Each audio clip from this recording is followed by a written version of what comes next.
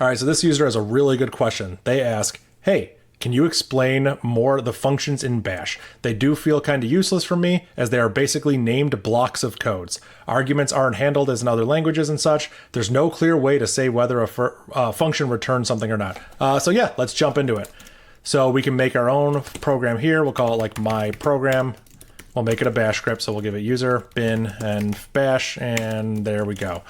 So let's chmod plus x that. Now we have a Bash script, and it doesn't do anything. That's great. So let's go ahead and say echo hello 1, echo hello 2, echo hello 3.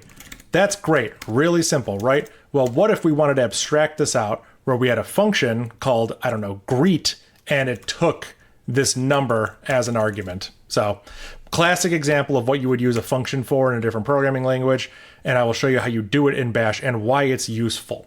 So instead of having to repeat this, I can make a function called greet, and then I could say echo hello $1 exclamation mark. And then I swap all of these out with greet1, and then we can do greet2, greet3. There we go.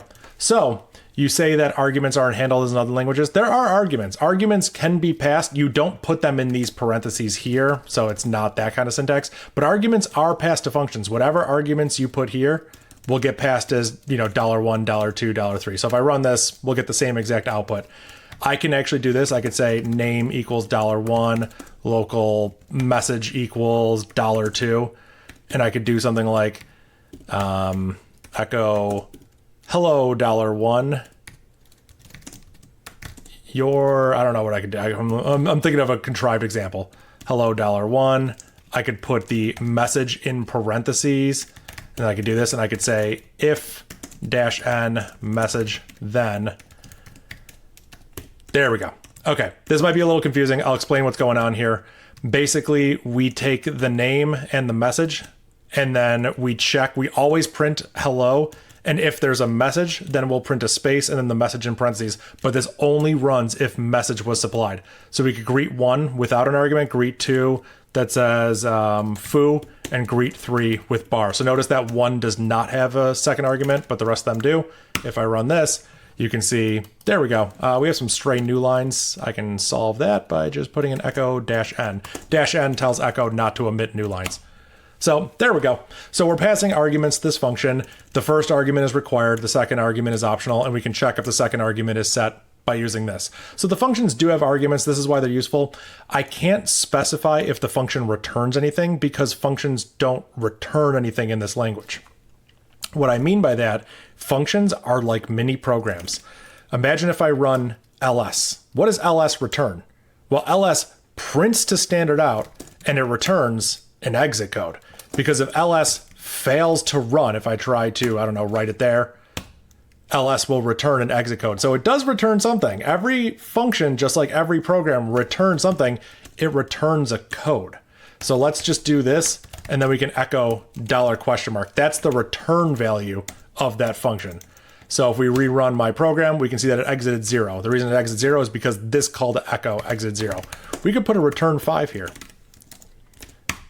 So return 5. So this function does return something, but it also emits to standard out. So how do we capture this? Well, we could do this. We could say s equals this, code equals this, and now we have everything that function can offer us. We have all of the standard out in s, and we have the code in this variable called code. So hello 1, code is 5. You could make it even clearer. We could do this like standard out, that, code, that. So the function emits to standard out, and we can capture it if we want to. The function also returns a code. Notice that if we emit to standard error in here, like we could say foo that, we won't actually capture it because standard error will be inherited from our script, which is the terminal. We would have to do something like 2 greater than &1 here. And now we've captured it. We call it standard out. It's not really standard out, but Yeah. So functions in Bash are super useful. They are like mini programs. You can think of them as mini programs. They emit to standard out. They inherit it just like any other program would, and they return a number, 8-bit integer that lets you know what its status was, if it was successful or not. So don't think of functions in your traditional programming languages like a function with, returning different data types. There's no data types in Bash. They are just mini programs. Think of it like a mini program, and hopefully that makes sense.